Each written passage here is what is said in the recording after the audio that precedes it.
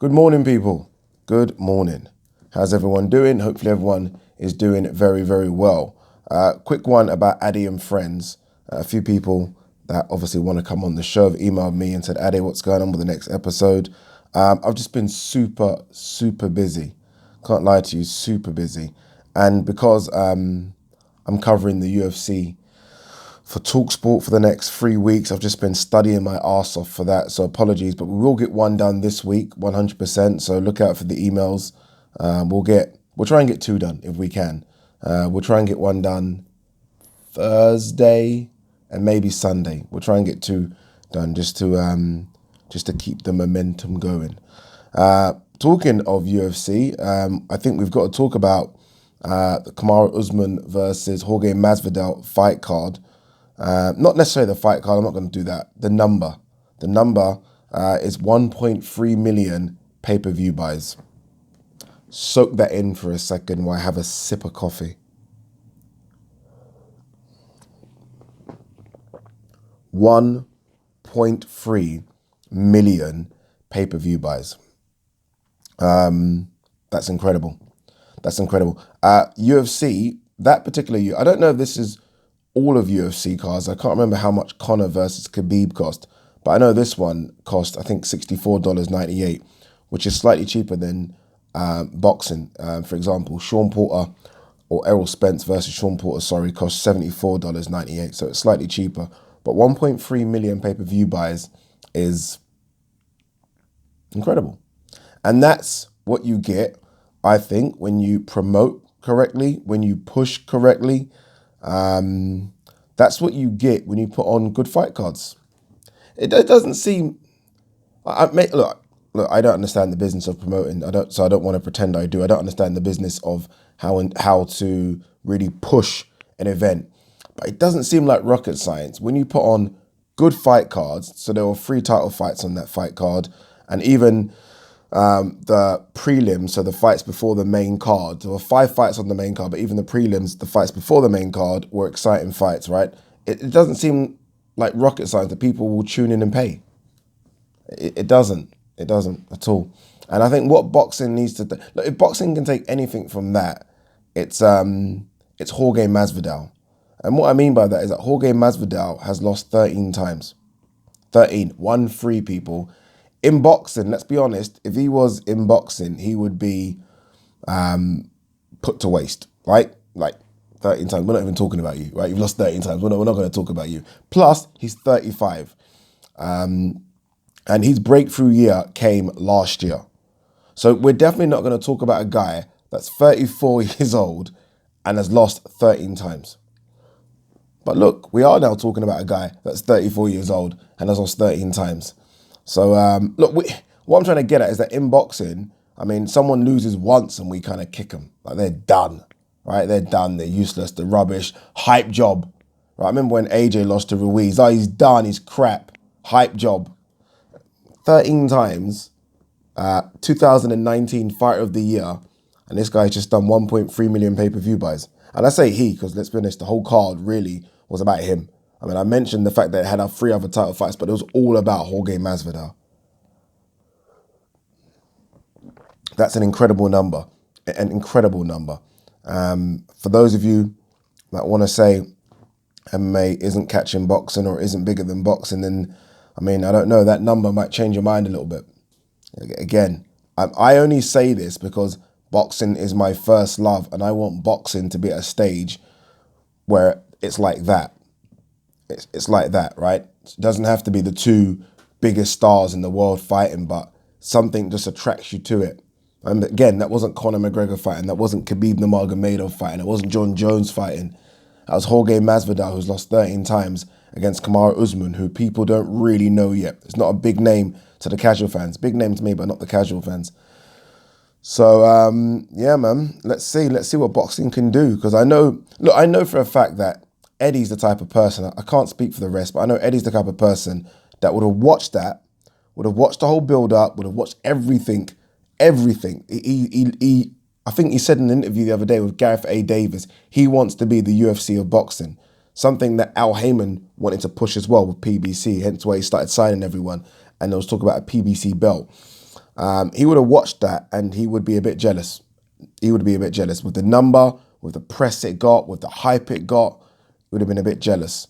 Trust me. I always know when a UFC card is going to be massive when people reach out to me for interviews, and they're not the type of people that normally reach out to me for interviews.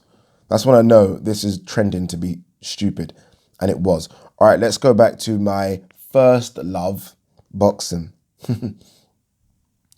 My first love. It's funny though, because boxing is it my first love? I think football's definitely my first love. That's bullshit. Football's my first love. But my biggest or my best ever sports star, I'm trying to think, who's my... Muhammad Ali is another level, so I don't even count him sometimes.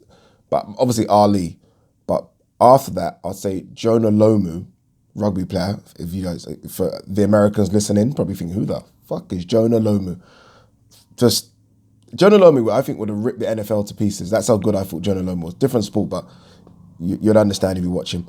R9, Ronaldo, Brazilian. I hate that I even have to clarify Ronaldo, Brazilian. But Ronaldo, Brazilian. And Michael Johnson, the 200 meter, 400 meter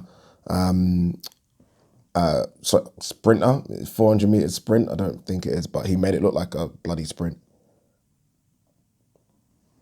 All right, should we talk boxing? Apologize, people. Shall we talk some boxing? Let's give out some good news first before we do bad news. Good news is that we might have a big fight coming up. And look, we've got to celebrate these things because we don't have many big fights coming up in boxing. But it looks like that talks are ongoing. I'm just trying to find the article here. Between CHARLO and DEREVYANCHENKO. And that fight could happen. Remember, it's for the WBC middleweight title as well. I think people forget that sometimes, that CHARLO does have the WBC middleweight title because CANELO is franchise champion.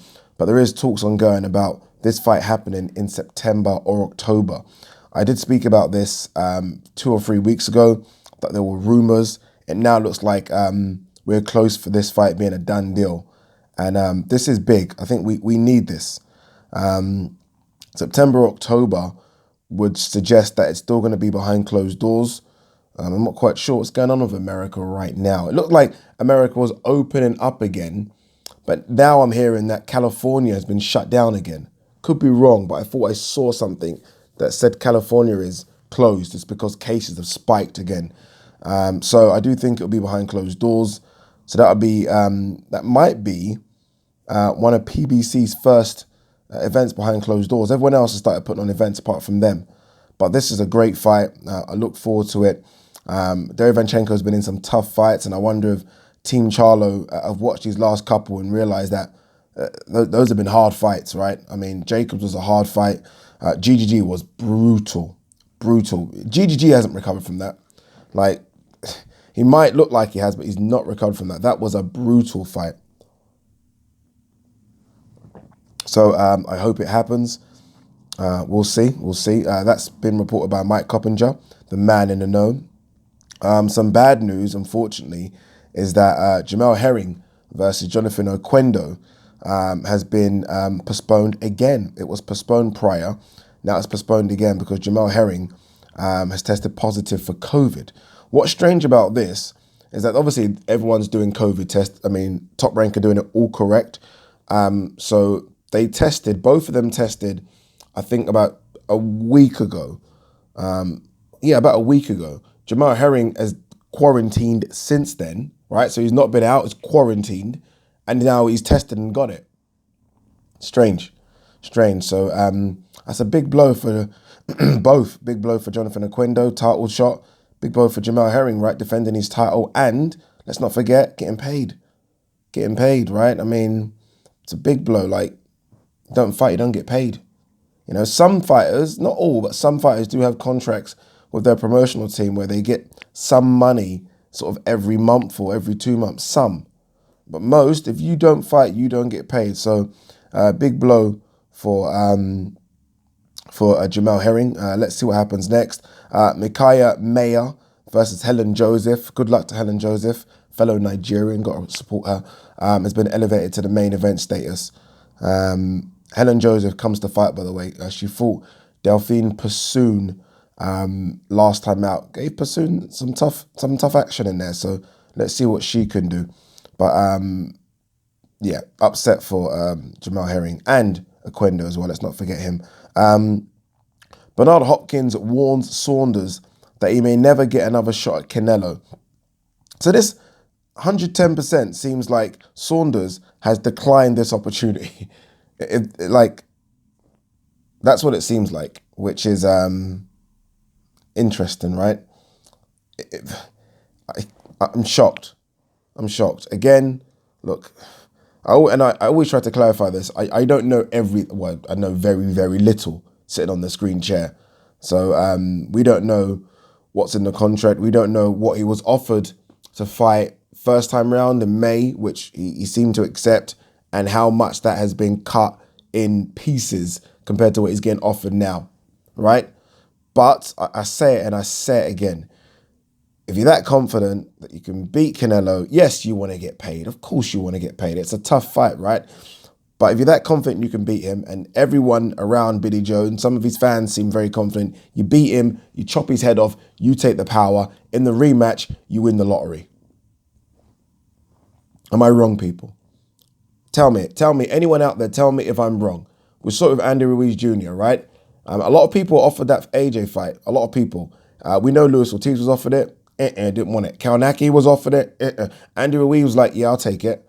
Didn't get, still got a big paycheck, right? More than he's ever earned.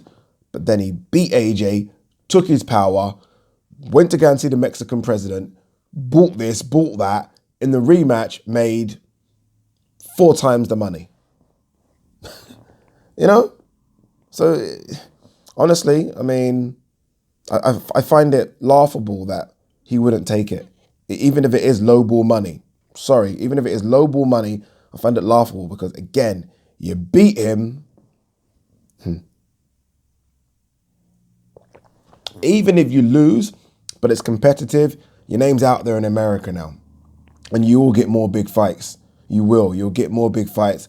It's easy for Eddie to push you and promote you. Everyone knows who you are. But what do we get? We get fighting on the undercard of YouTubers. I don't know. Bob Arum, Andy Ruiz, who can't punch, KO Joshua, then so can Pulev. Arum should know better, right? I mean, it's not about punch power, it's about timing. I mean, obviously Bob Arum's being Bob Arum. I mean, Bob is the most. Anyway, let's not go there. But he's right, though. I mean, Pulev can punch. But again, it wasn't the punch, it was more the timing. I mean, none of those punches actually hurt AJ. They weren't that kind of punch. It was just timing.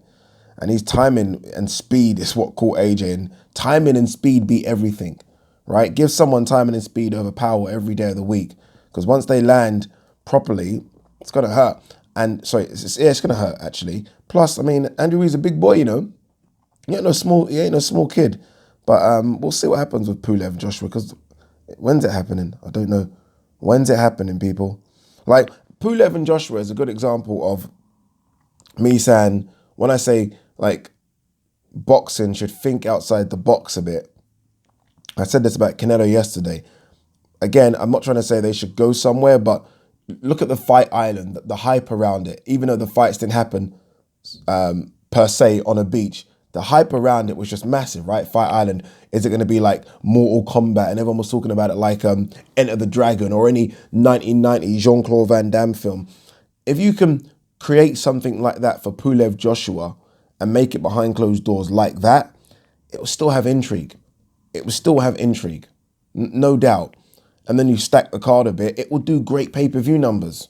You don't need an audience. Like, I know Eddie's waiting for an audience to come back because AJ's a big ticket seller. You don't need it. You really don't. Pulev Joshua could be such a big pay-per-view draw just because people want to see action, but you've got to create some narrative around it. And then you've got to stack the card.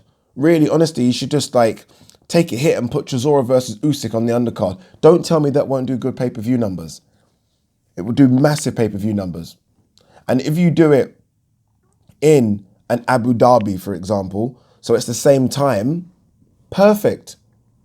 Every box is ticked. I don't know, man. But again, boxing needs to think outside the box a little bit. Agit Caballero versus Evgenios Lazaridis will have a WBA regional belt at stake. We're not going to speak of those type of belts for now, please. I'm tired of them. I saw something here about, was it Claressa Shields? What's this? Austin Trout wins appeal in ongoing lawsuit versus the WBO. So I've got to click into this story. Apologies, people. Let's have a quick look. I didn't even know this. Austin Trout has filed a $40 million lawsuit against the WBO for what?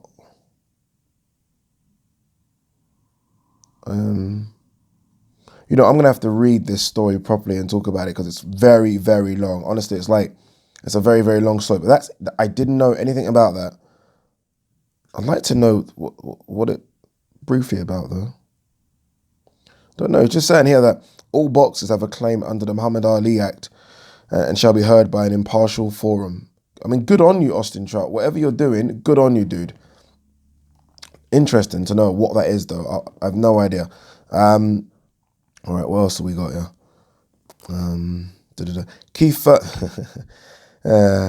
Keith Thurman to Errol Spence, fight me or leave the division. Shout out to Pep Talk UK, Pro Bees, and Dean White, I think, done this interview with Keith Thurman. Go and check it out if you've not seen it. I think everyone has taken bits from it, so good on them. That channel really is growing. They're getting some good interviews on there. That boy works a lot, you know. He works a lot of interviews, and I think it's good. I think it's good to see another boxing YouTube channel grow in this country. That just sounds silly, doesn't it? Keith Thurman to Errol Spence, fight me or leave the division.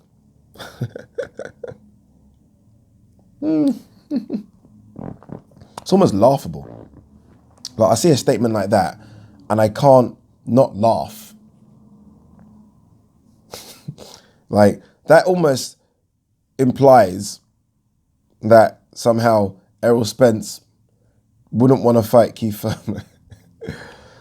Keith's a funny guy, man.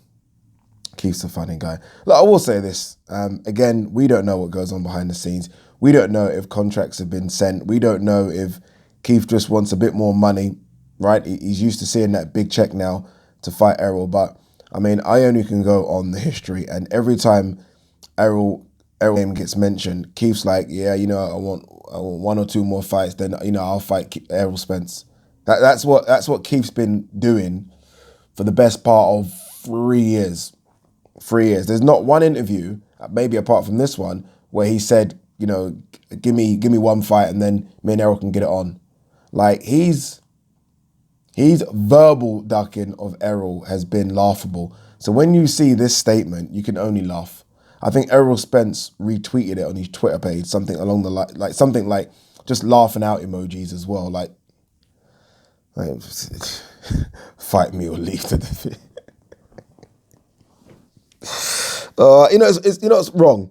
What I'm doing is wrong. Like, I'm just taking a statement, and I've not watched the full interview. I've not watched all of it. I can't lie to you. I've watched bits of it, but yeah, he said something about Sean Porter the other day as well. He said, "Oh, give me one fight, then I'll fight Sean Porter." That's his motto. It's like, give me one, then I'll do. Give me one. Jeez. But I mean, to play devil's advocate here, right? You got to look at it on the other side as well. This is Keith, who has fought Danny, has fought Pac-Man, has fought Errol. I mean, has fought other guys coming up like Louis Collazo, good gatekeepers. So it's not like he's scared, but I do think he was scared 110% of Errol Spence. It's funny to say boxers are scared, but boxers can get scared, you know. They are human. They're not robots. Yeah, that's laughable. All right, let's run through a couple of very quick bits here. Dylan White vows to be much slimmer when he faces Povetkin. Not hard, Mr. White. You were 272 pounds versus Marius Vac, so it's not difficult to be a lot slimmer than that. You've got to be. Dylan White shouldn't be coming in anything heavier than 245 for me.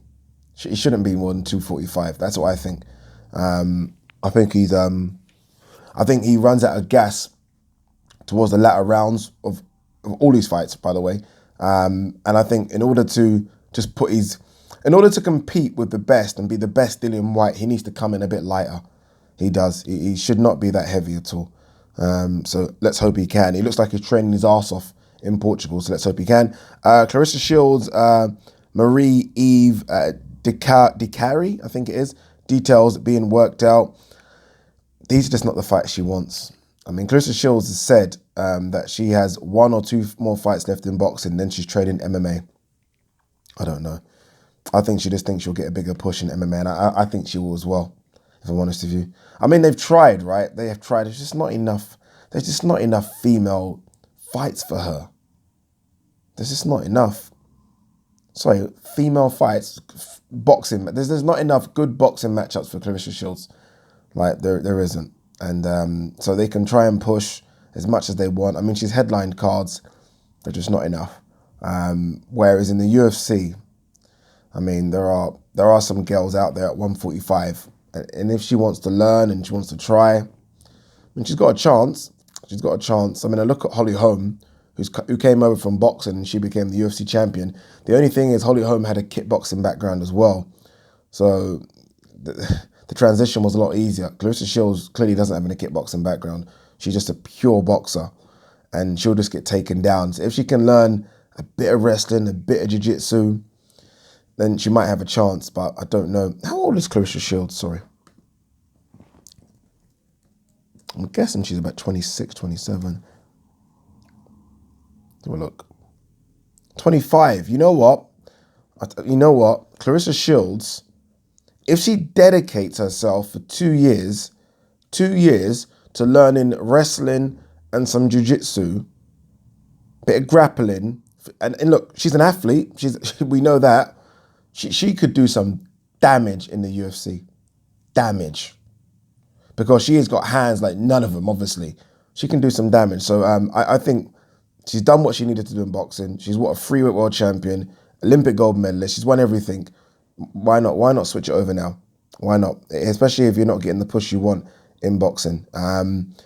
One thing though, she's got to be careful of is the money. I mean, she might think it's all, glitz and glamour until she gets paid, and the paychecks ain't the same, because they ain't the same. All right, last bit here. John Ryder. To beat Smith to Canelo fight would be karma, justice. It would be, right? Let's see if he can get there. This Canelo fight's interesting. I still think they want to do Billy Joe Saunders, if I'm honest. That's what they want, right? Let's see. Let's see. I don't know. I don't know, man. Again, I don't know why they have to come back. Like, you know what it is? You're putting it out there that you're going to come back with, let's be honest, a B-level opponent.